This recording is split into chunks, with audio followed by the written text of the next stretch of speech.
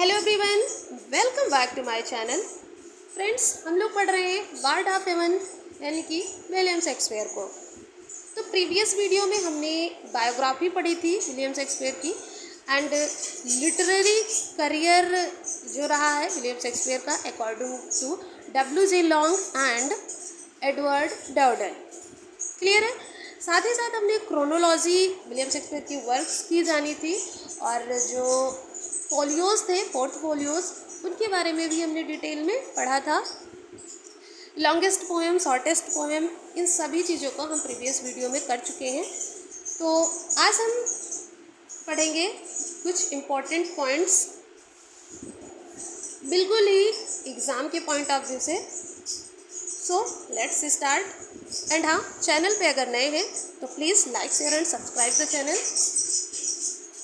William Shakespeare ने एक word invent किया था, जो वर्ड है एसिनेशन।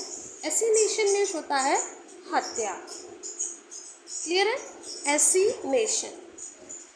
नेक्स्ट पॉइंट है William Shakespeare never attend university. William Shakespeare थे ये कभी भी यूनिवर्सिटी नहीं गए। टोटल इन्होंने 154 सोनेट लिखे और फर्स्ट जो 126 सोनेट था ये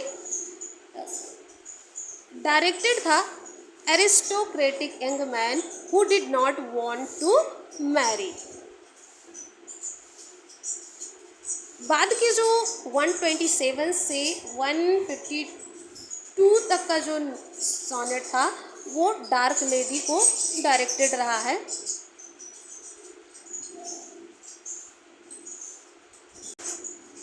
क्लियर है। एंड विलियम शेक्सपियर जब सोनेट लिखना स्टार्ट किए थे उस टाइम पे उनकी एज जो है वो 29 की थी। टोटल इन्होंने 154 सोनेट्स लिखे। ये पब्लिश हुआ, इन्होंने ये सोनेट लिखा 1593 में एंड फर्स्ट सोनेट रहा है वीनस एंड एडोनिस और इसी सेम ईयर में ये पब्लिश हुआ 1593 में। तो ये सभी इम्पॉर्टेंट पॉइंट्स हैं विलियम शेक्सपियर के बारे में। जो फर्स्ट प्ले था विलियम शेक्सपियर का ये आया 1589 में। ये जो प्ले है हेनरी फिफ्थ पार्ट 1, ये फर्स्ट प्ले रहा है विलियम शेक्सपियर का एंड ये लिखा कब गया 1589 टू 1590 में। और उस टाइम विलियम शेक्सपियर की जो एज है वो 25 ईयर्स ओल्ड रही है। आगे हम चले तो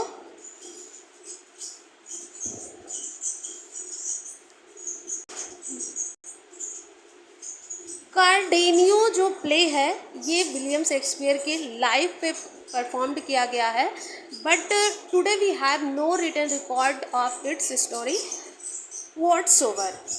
लेकिन आज के समय में इसका कोई रिटन रिकॉर्ड नहीं है। लेकिन हम याद रखेंगे कि जो कार्डेनियो है ये कार्डेनियो प्ले विलियम शेक्सपियर के लाइफ पे परफॉर्म की गई है। आगे बढ़ते हैं।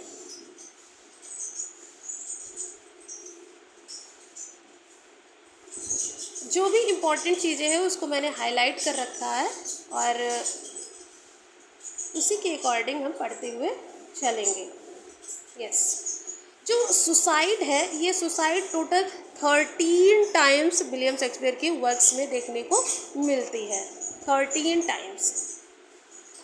टाइम्स जो है वो सुसाइड, टोटल 13 सुसाइड होती है ऐसा मान लेते हैं 13 टाइम्स। क्लियर है। तो ये इम्पॉर्टेंट है, पूछा जा सकता है कि ओवरऑल वर्क में जितने भी वर्क्स हैं, जितने भी प्लेज हैं विलियम शेक्सपियर के, उनमें कितने टाइम्स सुसाइड यानी कितने लोगों ने सुसाइड किया है, कितने टाइम्स सुसाइड को दिखाया गया है। तो टोटल 13 टाइम्स। यहाँ पे आगे दिया भी गया है कि जो है किसने सुसाइड किया और कब किया। बट हम उसको आगे पढ़ेंगे, यहाँ पे छोड़ रहे हैं।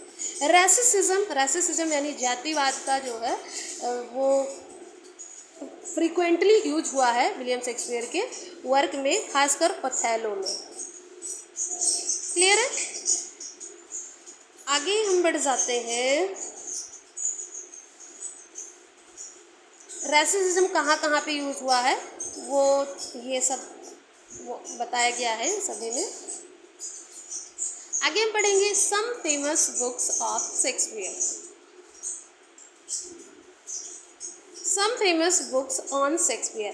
शेक्सपियर पे कौन कौन सी बुक लिखी गई है? तो सबसे पहले ये बहुत ही इम्पोर्टेंट है, टी.एस. एलियट की, थॉमस एस्टर्न एलियट जो रहे हैं एक मॉडर्न पोएट रहे हैं, और इन्होंने एक ऐसे लिखा हैमलेट एंड हिज प्रॉब्लम्स। तो ये बेस्ड रही है विलियम शेक्सपियर पे। बहुत ही इम्पॉर्टेंट ये क्वेश्चन है, बिल्कुल स्टार मार्क लगा के रखिए। शेक्सपियर सेकंड है, Shakespeare in the classroom.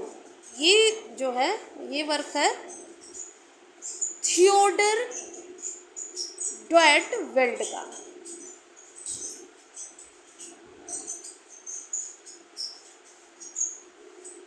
Next है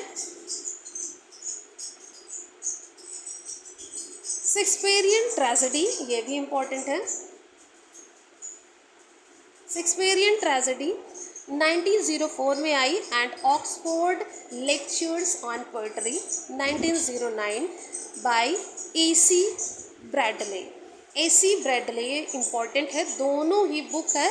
और शेक्सपियरियन tragedy 1904, lecture on Oxford lecture on poetry 1909 A C. Bradley, ये दोनों ही ए.सी. ब्रैडले की रचना है और ये दोनों ही एग्जाम में पूछी गई है। प्रीवियस ईयर में ये क्वेश्चन दोनों पूछा गया है।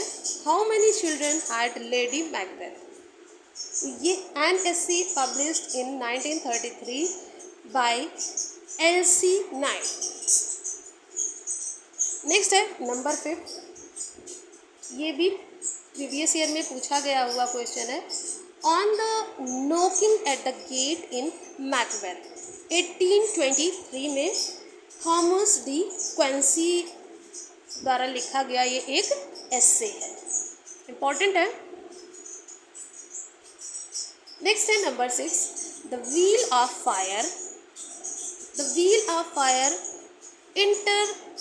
interpretations of Shakespearean tragedy 1930, the imperial theme, the Shakespearean tempest, the crown of life 1947, Shakespeare and Tolstoy 1934 by George Richard Wilson Knight। उतना इम्पोर्टेंट नहीं है। The time is out of joint, a study of Hamlet, and The time is free, a study of Macbeth by Roy Walker। याद रखने लायक है, ये important है। A short biography entitled Some Account of the Life of Mr. William Shakespeare by Nicholas Raw, ये भी important है। Number 8 is very important, Shakespearean comedy. Shakespearean comedy and Shakespearean tragedy, ये question previous year में आया हुआ है। H.B. Charlton, Shakespearean comedy 1938 and Shakespearean tragedy 1948, ये question पूछा गया है। शेक्सपियरियन ट्रेजेडी जो है से क्वेश्चन आया है बाय H.B. चार्ल्टन। तो ये भी स्टार मार्क्स का क्वेश्चन है। नंबर 10 है Shakespeare's world of images, the development of his moral ideas bye Donald Alfred Stouffer, that has many famous chapters entitled the Country Mouse, the School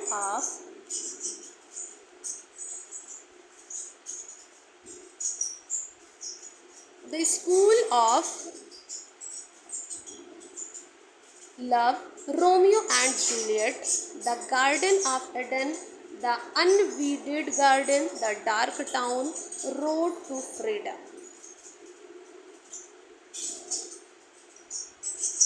The Fools of Shakespeare by Ford Frederick 1913 में आया the fools of Shakespeare. Important है। The critical essay Shakespeare's English knights is written by Walter Peter. ये भी important है। Walter Peter critical एसे है ये Shakespeare's English Kings. Hamlet and the Distracted Globe, Hamlet and the Distracted Globe 1978, Andrew John Gore। आगे बढ़ते हैं। Looking for Sex in Shakespeare or 204 by Stanley Wells। The Bible in Shakespeare number 15 है। The Bible in Shakespeare 2013 Hannibal. आगे बढ़ते हैं। Number 16 Shakespeare sex and love 2010 by sir Stanley William Wells. To be noted.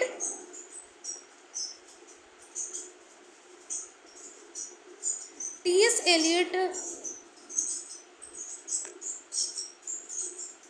proclaimed Coriolanus superior to Hamlet in the Sacred Wood, in which he calls the former play along with Antony and Cleopatra the bard's greatest tragic achievement। तो जो T.S.. Elliott है इन्होंने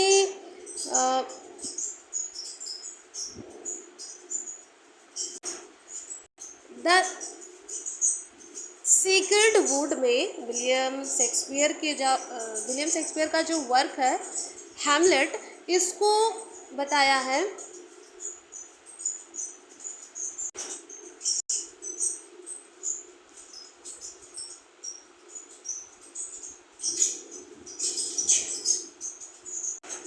Elliott wrote a two-part poem about Coriolan, an alternative spelling of Coriolanus.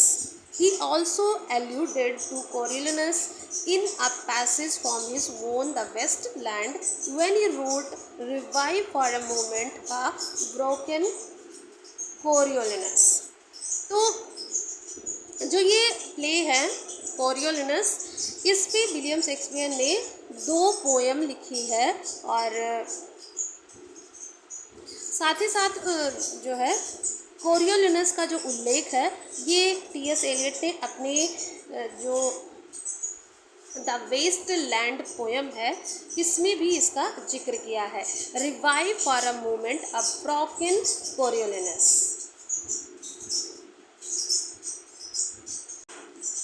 क्या उल्लेख किया है कि for a moment, एक पल के लिए, अब ब्रोकन कोरियोलिनस, एक टूटे हुए कोरियोलिनस को क्या करो, रिवाइव कर दो, जीवित कर दो। आगे बढ़ते हैं। George Richard Wilson night 1897 to 1985 was an English literary critic and academic known particularly for this interpretation of mythic content in literature and his essays The Wheel of Fire on Shakespeare's drama. He was also an actor and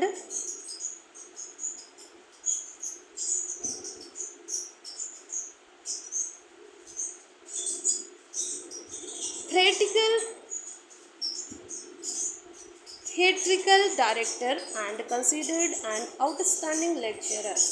His popular works on Shakespeare are, तो इन्होंने William Shakespeare पे कौन कौन से popular works लिखे हैं?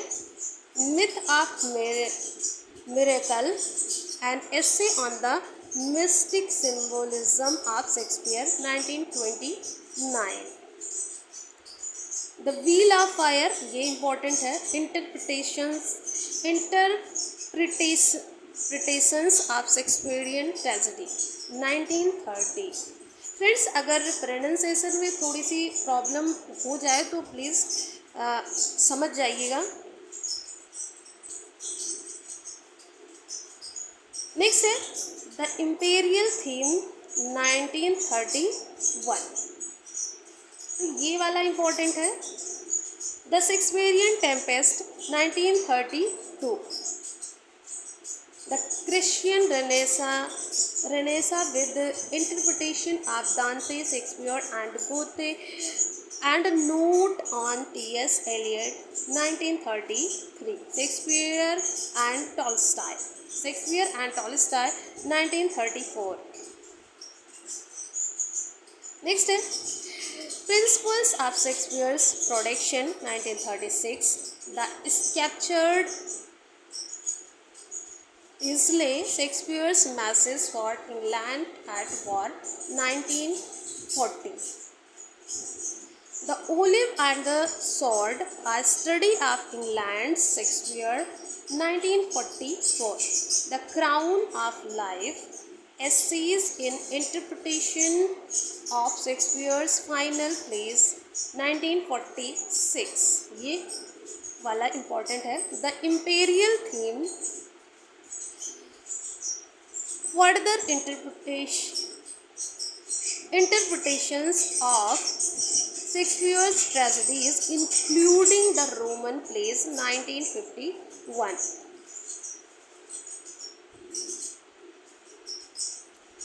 Next है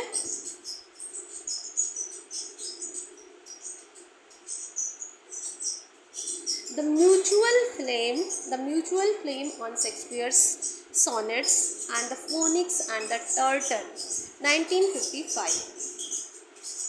The Sovereign Flower on Shakespeare as the Poet of Royalism 1958. Friends, ये जो वर्क्स हैं जो विलियम शेक्सपियर के ऊपर लिखे गए हैं, तो इनको तो रटना ही पड़ेगा क्योंकि यहाँ से क्वेश्चन पूछे जाते हैं। Byron and Hamlet 1962, Byron and Shakespeare 1966, William Shakespeare and Religion, Essay of 40 Years, ये वाला इम्पोर्टेंट है। William Shakespeare and religion, Essays of 40 Years. Virgil and Shakespeare 1977, Shakespeare's dramatic challenges on the rise of Shakespeare's tragic heroes 1977. Shakespearean Dimensions 1984. तो ये सभी works थे जो हमने जाना कि कौन कौन से वर्क्स हैं जो विलियम शेक्सपियर पे लिखे गए हैं, या कौन सी बुक या वर्क्स हैं जो विलियम शेक्सपियर पे लिखे गए हैं। आगे हम पढ़ते हैं जो विलियम शेक्सपियर के सम्मान में जो अदर ऑथर्स द्वारा कही गई हैं जो लाइनें, उनको हम पढ़ेंगे। और यहाँ से भी ये ट्रिब्यूट से बहुत ही इम्पॉर्टेंट क्वेश्चंस आते हैं क्रिटिकल कमेंट्स से, तो यहाँ पे हम क्रिटिकल कमेंट्स को पढ़ेंगे। नंबर 1 है I wish I could write a beautiful play like 12th night.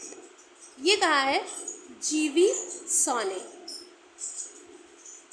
आई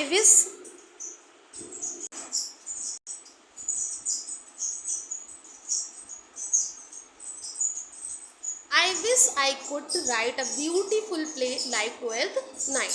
तो ये G.V. शाह कहते हैं कि ये जो मेरी इच्छा है कि मैं लिखूँगा, मेरी इच्छा है कि मैं लिखूँ एक ब्यूटीफुल प्ले, एक सुंदर सा प्ले, कैसा? 12th नाइट की तरह। क्लियर है? ये लाइन्स कहा है G.V. शाह ने। If ever any author deserved the name of originality it was Shakespeare. ये लाइन्स कहा है अलेक्जेंडर पोप ने। इम्पॉर्टेंट है ये, जितने भी इम्पॉर्टेंट हैं उन सभी को हमने अंडरलाइन कर लिया, हाईलाइट कर लिया है। अलेक्जेंडर पोप क्या कहते हैं, if ever any author deserve, अगर कोई ऑथर डिजर्व करता है नेम ऑफ ओरिजिनलिटी को, तो वो है William Shakespeare. Nature her self, number 3 है, nature her self was proud of his design and joyed to wear the dressing of his lines। ये जो लाइन है ये कही गई है बेन जॉनसन के द्वारा।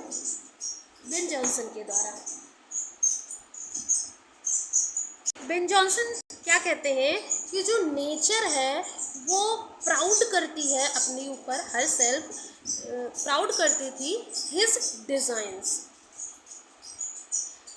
And joyed wear the dressing of his lines.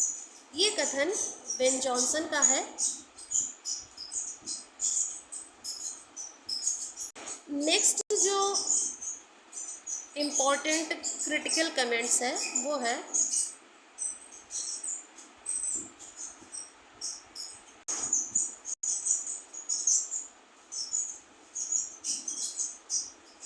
Number 7, Robert Greene ने क्या कहा है, for there is an upstart crow beautified with our feathers. तो यहाँ पे इतना ही पूछ लिया जाता है, एन अपस्टार्ट क्रो, ये भी क्वेश्चन आया हुआ है टीजीटी या पीजीटी में प्रीवियस ईयर में। एन अपस्टार्ट क्रो किसे कहा गया है, विलियम शेक्सपियर को, और किसने कहा है, रॉबर्ट ग्रीन ने। ये क्वेश्चन प्रीवियस ईयर में पूछा गया है। साथ ही साथ ये जो यहाँ से जो ये लाइन स्टार्ट होती है, tiger's heart wrapped in a player's hide, ये भी अलग से, ये तो पूरा का पूरा एक ही लाइन में दिया गया है, यहाँ तक पूरी एक सेंटेंस पूरा है, बट यहाँ से जो है ब्रेक करके, सेंटेंस को ब्रेक करके, जैसे मैंने यहाँ पे बताया एंड अप स्टार्ट क्रो, ये भी इतना ही भी पूछा गया है। और साथ ही साथ tiger's heart wrapped in a player's hide, ये भी क्वेश्चन में पूछा गया है प्रीवियस ईयर में। तो हम यहाँ कंप्लीट सेंटेंस को ही पढ़ लेते हैं। For there is an upstart crow beautified with our feathers, that with his tiger's heart wrapped in a player's hide, supposes he is as well ever to bombast out of a blank verse as the best of you, and being an absolute Johannes factotum is in his own conceit the only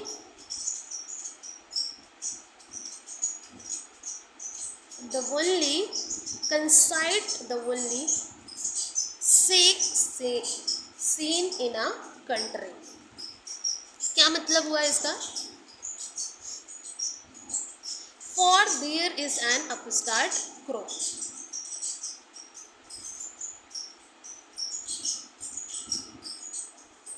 beautified with our feathers, हमारे पंखों से सजी एक उभरता हुआ कौवा, up start crow, उभरता हुआ कौवा, जो अपने टाइगर्स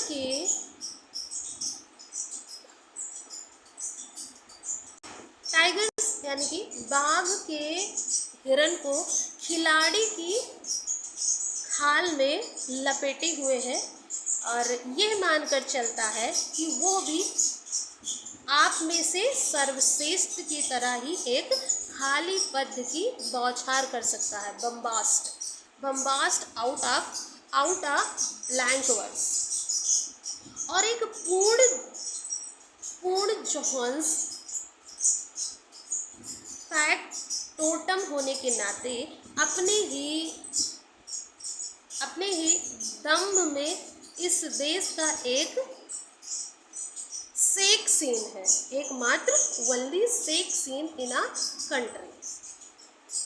तो ये रॉबर्ट ग्रीन ने कहा है ग्रेट वर्थ ऑफ बिटमेन, और ये क्वेश्चन TGT 2016 में पूछा गया है। हालांकि ये पूरा सेंटेंस नहीं पूछा गया है, बस इतना ही है, एन अपस्टार्ट ग्रो, और ये दूसरा वाला, ये दोनों ही अलग अलग क्वेश्चन में पूछे गए हैं। आगे बढ़ते हैं। I loved the man and do honor his memory on his side idolatry as much as any. He was indeed honest and of an open and free nature. ये जो कमेंट है ये बेन जॉनसन की है William Shakespeare के लिए। I loved the man, मैं उस आदमी से प्यार करता था, and do honor his memory on his side idolatry as much as any. और आइडोल्ट्री का मतलब होता है मूर्ति पूजा। मूर्ति पूजा के इस पक्ष में मैं उसकी स्मृति का उतना ही सम्मान करता हूँ जितना किसी और चीज़ का। Adultery as much as any. He was indeed honest and of an open and free nature. वो सचमुच में ईमानदार, खुले और स्वतंत्र स्वभाव का था। ये कथन है बेन जॉनसन का विलियम शेक्सपियर के लिए। नेक्स्ट है, बहुत ही इम्पॉर्टेंट कथन है ये, soul of the age. Number 9 है, soul of the age, the applause, delight, the wonder of our stage. Soul of the age, age की आत्मा कहा है बेन जॉनसन ने विलियम शेक्सपियर को। applauses, delight, the wonder of our stage, हमारे stage यानी हमारे मंच का एक आश्चर्य, ये विलियम शेक्सपियर के लिए यूज़ किया है बेन जॉनसन ने। Thou hadst small Latin and less Greek, ये भी हम पढ़ते आ रहे हैं। हम ये जो विलियम शेक्सपियर हैं इनको small Latin and less Greek कहा जाता है बेन जॉनसन के द्वारा। ये भी क्वेश्चन प्रीवियस ईयर में पूछा गया है। ये सोल ऑफ द एज वाला TGT 2003 का क्वेश्चन है, और small Latin and less Greek ये भी क्वेश्चन आया हुआ है। He was not of an age but for all time. William Shakespeare सिर्फ एक एज में नहीं बल्कि सभी एजेस में उनको माना जाता है। विलियम शेक्सपियर कोई एक एज के ना होके बल्कि सभी एज में थे, ऐसा कहना है बेन जॉनसन का। और ये कथन इन्होंने कहा है अपने poem To the memory of my beloved master William Shakespeare and what he hath left us. तो ये जो पोयम है To the memory of my beloved master William Shakespeare, इस पोयम में बेन जॉनसन ने विलियम शेक्सपियर को ये critical comment William Shakespeare के बारे में किया है। What he hath left us, sweet son of heaven. Sweet son of heaven भी विलियम शेक्सपियर ने कहा है, बेन जॉनसन ने कहा है विलियम शेक्सपियर को। He was not of an age but for all time, ये हम आगे पढ़ भी चुके हैं, बेन जॉनसन का ही कथन है। Our sweetest Shakespeare fancy child, ये जो कमेंट है क्रिटिकल कमेंट, ये जॉन मिल्टन के द्वारा दी गई है। और L Allegro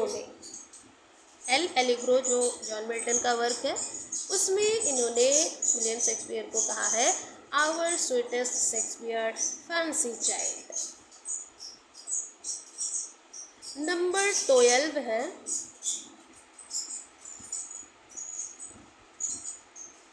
To begin then with Shakespeare, he was the man who of all modern and perhaps ancient poets had the largest and most comprehensive soul.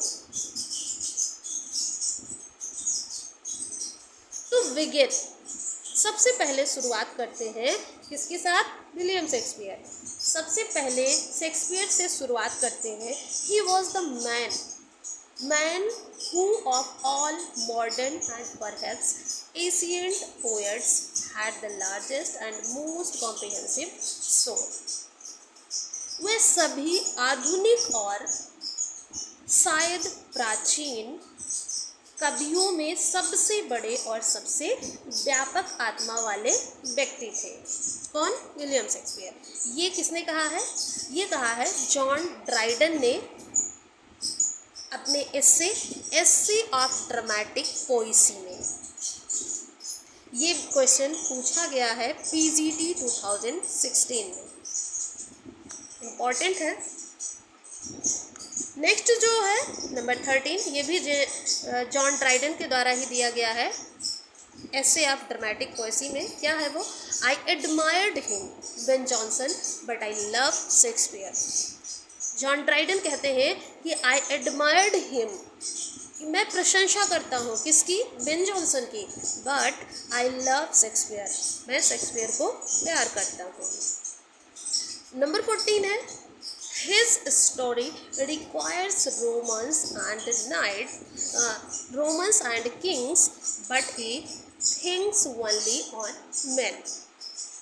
His story, तो ये doctor Samuel Johnson कहते हैं। ये question भी PGT 2016 में पूछा गया है। डॉक्टर सैमुअल जॉनसन कहते हैं कि जो स्टोरी है वो भले ही रोमन्स और किंग्स पे आधारित हो, लेकिन जो विलियम शेक्सपियर है ये केवल मेन के बारे में ही सोचते हैं, लोगों के बारे में सोचते हैं। He thinks only on men. उनकी जो सोच है वो केवल लोगों के लिए है। नंबर 15 है Dear son of memory, great heir of fame, what needest thou such weak witnesses of thy name? ये जॉन मिल्टन ने कहा है ऑन शेक्सपियर ने। ऑन शेक्सपियर 1630 में जो है लिखा गया ऑन शेक्सपियर, जॉन मिल्टन का ये वर्क है, और जिसमें मिल्टन कहते हैं dear son of memory, great heir of fame,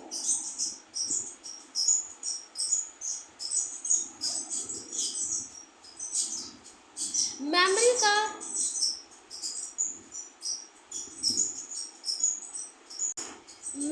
का प्यारा पुत्र एंड फेम का उत्तराधिकारी, ग्रेट उत्तराधिकारी।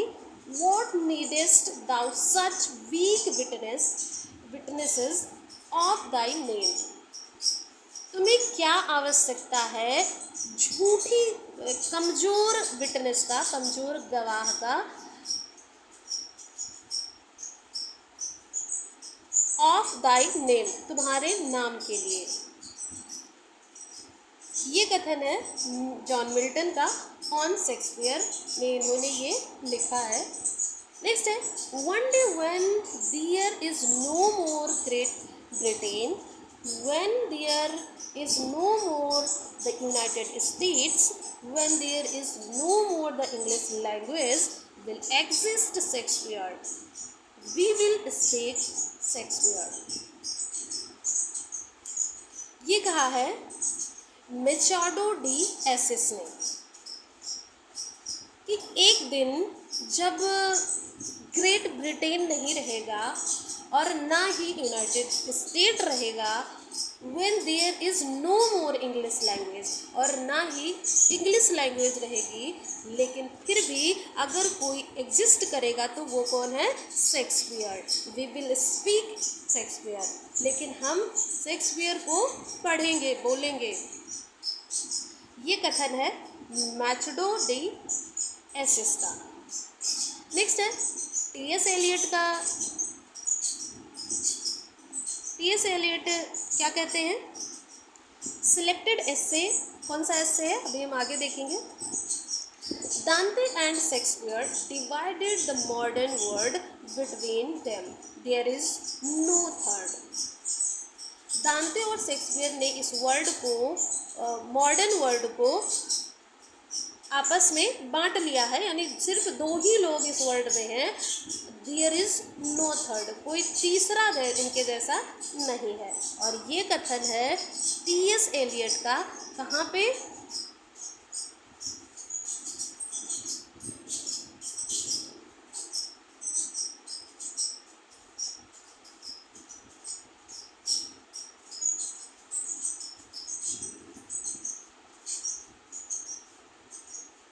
इन सिलेक्टेड एस्से में कहा है। नंबर 18 है others abide our question, thou art free, we ask and ask, thou smilest and art still out topping knowledge.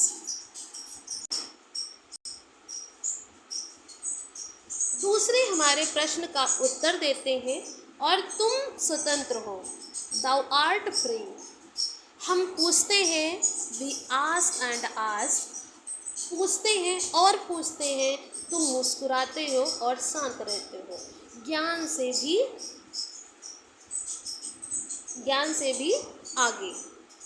तो ये कथन है मैथ्यू आर्नोल्ड का, और मैथ्यू आर्नोल्ड ने अपने सोनेट शेक्सपियर में ये लिखा है।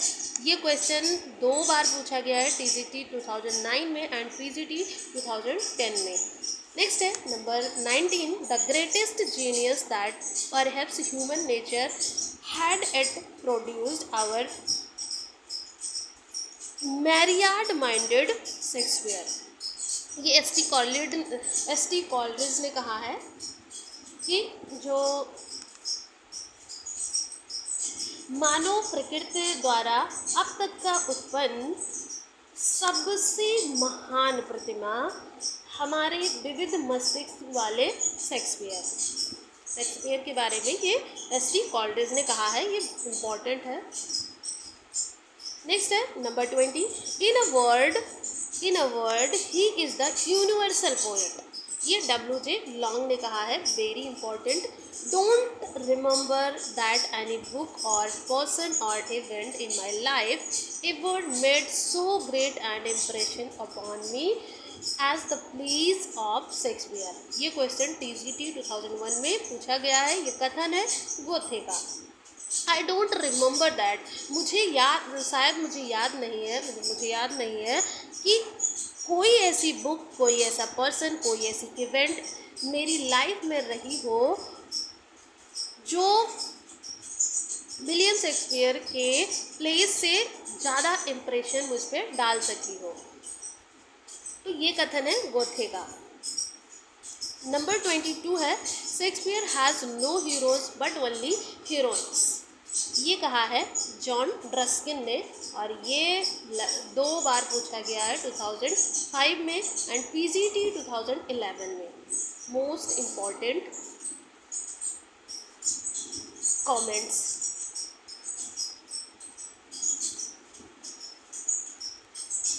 नंबर 23 है Shakespeare is a drunken savage with some imagination whose plays only the London and Canada। तो यहाँ पे ये कहा है वोल्टेयर ने विलियम शेक्सपियर को कहा है कि ये एक ड्रंकन सेवेज हैं, एक जंगली कहा है इनको, और with some imagination whose plays only in London and Canada. इनका जो प्ले है वो सिर्फ और सिर्फ लंदन और कनाडा वालों को ही पसंद आता है, बाकी ये अच्छा नहीं है, मतलब नेगेटिव कहा है। नंबर 24 है all of Shakespeare's plays Macbeth is the most rapid, Hamlet is the slowest in movement. ये एस.टी. कॉलरिज ने कहा है कि जो विलियम शेक्सपियर का प्ले है मैकबेथ, ये मोस्ट रैपिड है, यानी ये बहुत तेज़ी से गतिशील होता है, और हैमलेट जो है ये स्लोवेस्ट है इन मूवमेंट में। ये कथन है एस टी कॉलरिज का। नेक्स्ट है